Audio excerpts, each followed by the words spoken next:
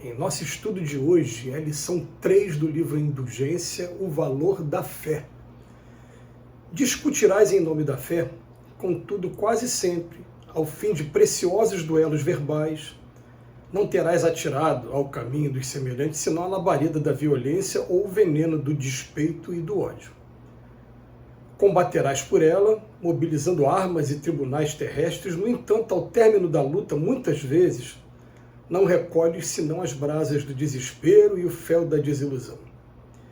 E fácil ser-nos-á sempre criticar em seu nome, desaprovar ou ferir, pretendendo exaltá-la e perturbar e destruir na suposição de favorecer o desenvolvimento e a ascensão, porque todos somos capazes da atitude obstinada ou da palavra contundente para consolidar-lhe os princípios segundo o nosso modo personalista de ser. Entretanto, Jesus ensinou-nos a cultivar o verdadeiro tipo de fé suscetível de erguer-nos da sombra para a luz. Ele que mantinha inalterável comunhão com o Pai Celeste, jamais guerreou em seu nome a pretexto de advogar-lhe a soberania. Em nome da fé, entregou-se incansável ao serviço de amparo às necessidades humanas, antes de veicular-lhe os avisos e ensinamentos. Consagrando-a, passou no mundo auxiliando e amando, servindo e perdoando infinitamente, sem mesmo recorrer a qualquer proteção legal da justiça, quando escarnecido na prisão injusta e dilacerado na cruz do crime. É que o Mestre em silêncio revelou-nos sublime que a coragem real da fé será sempre aquela que plasma no exemplo vivo de trabalho e abnegação, humildade e renúncia, a mensagem fundamental da sua irresistível lição. Todas as vezes que a gente vai falar sobre fé, a gente tem a impressão de guardar dois extremos.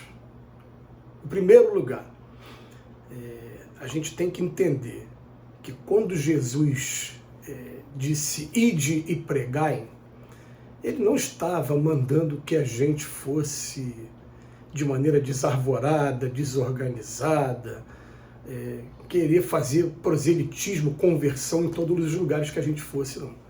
Aliás, com relação a esse tema, Jesus foi bem prudente quando disse, não vades primeiro procurar os gentios, procurai primeiro as ovelhas perdidas da casa de Israel. Essas estarão com mais predisposição para receber a boa nova, porque ele já vem estudando há bastante tempo a Torá, os 10 mandamentos de Moisés. Então, no tempo certo, a gente vai procurar os gentios. Aí, quando Pedro, lá no livro Atos dos Apóstolos, começa a desenvolver o interesse pelos gentios, por conta de um sonho que ele teve, de uma alimentação impura, o que acontece? Aí, logo em seguida, o pai designa Saulo de Tarso, que se converte em Paulo, para ir aos gentios. E o Paulo, ele tem até alguns momentos de discussões calorosas com Pedro e com Tiago, principalmente no que diz respeito a uma prática judaica, né, de circuncisão, porque ele fala, não, o mestre veio para, na verdade, converter através do Espírito Santo, não através de imposição da nossa cultura ou de valores que a nossa religião traz. Não foi essa a intenção do mestre. E Paulo de Tarso desenvolveu um respeito profundo pelas outras culturas, por isso que ele acabou, né, indo para a Grécia, para Coríntios, para Tessalonicense, para vários lugares, né, diferentes, foi para Roma, tem a carta aos Hebreus mesmo, tem a carta que ele escreveu a Timóteo e a Tito, quando ele estava preso. É um trabalho maravilhoso da gente estudar. Tudo bem.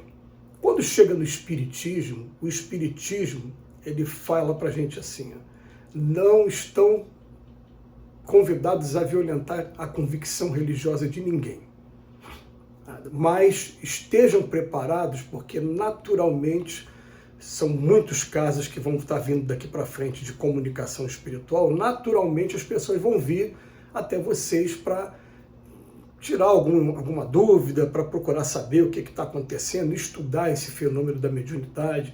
Então, não precisa ficar indo de esquina em esquina, nada disso. Fica preparado na casa de vocês mesmo, mas A gente sabe que no mundo de expiações e provas, o que acontece? Eu não vim trazer a cruz, eu vim trazer a espada. Dentro de um lar onde tiver 5 pessoas, 3 vai estar contra 2, 2 contra 3. Porque vai um ajudando na educação do outro. Então a gente vai encontrar no mesmo lar pessoas que discordam religiosamente, e até no mesmo lar, dentro das pessoas que pensam da mesma maneira, de maneira religiosa, também entram em conflito entre eles. Porque nesse mundo é necessário que haja os escândalos, mas é daquele que provocar o escândalo. Então eu comecei falando que a gente fica entre 2 extremos. Um é esse, né, da gente sair de maneira desarvorada querendo converter os outros, querendo convencer os outros da nossa fé. E o outro extremo é da gente fazer com que as pessoas respeitem a nossa fé. Porque muitas das vezes a gente está aqui caladinho, fazendo o nosso estudo, e está sendo bombardeado por pessoas que se arvoram em donos exclusivos da verdade e querem o tempo todo dar uma alfinetada daqui, fala dali e critica dali. Igual eu vi essa semana uma pessoa falando assim, né? No túmulo de Allan Kardec está escrito: aqui jaz os restos mortais. Eu falei, peraí. No túmulo de Allan Kardec não tem nada disso escrito. Lá está escrito nascer, viver, morrer e renascer, tal é a lei. É isso que está escrito lá no túmulo de Allan Kardec. Mas as pessoas ficam alfinetando, e você tem que chegar a um ponto de realmente fazer vista grossa mesmo com relação a isso e seguir o teu caminho, porque o que o Emmanuel vem falar para a gente? Vocês vão discutir em nome da fé. Eu penso dessa maneira, eu penso daquela, e no final das contas, depois dessa discussão, não vai ter atirado nada mais do que a labareda de violência ou veneno do despeito ou do ódio. Do ódio, inclusive. Por isso que tem um texto no Evangelho segundo o Espiritismo que fala beneficência exclusiva. A caridade só deve ser praticada entre aqueles que professam a mesma fé. Se você fizer isso, aí você vai dar motivo para o outro odiar ainda mais. Nunca foi esse o objetivo. Mas você vai combater pela sua fé, mobilizando armas, as cruzadas. Ainda hoje tem gente em comunidade que expulsa adeptos de religiões afro-brasileiras. Então, quer dizer, mobilizando armas e tribunais terrestres. No entanto, ao término de muitas lutas, não recolhe senão as brasas do desespero. Fácil vai ser sempre criticar, desaprovar, ferir, achar que você está certo. A figura de Jesus, então, é uma coisa tão interessante que cada um construiu um Jesus para si mesmo. É até interessante você estudar, né, aquela coisa, como é que é o Jesus para os judeus. Hoje tem um grupo de judeus que acredita em Jesus como Messias mesmo. E não são reconhecidos pela grande maioria dos judeus tradicionais, mais antigos. Como é que é Jesus para os muçulmanos? No Alcorão diz, por exemplo, que ele não morreu na cruz. São pesquisas para a gente fazer aí com calma, né?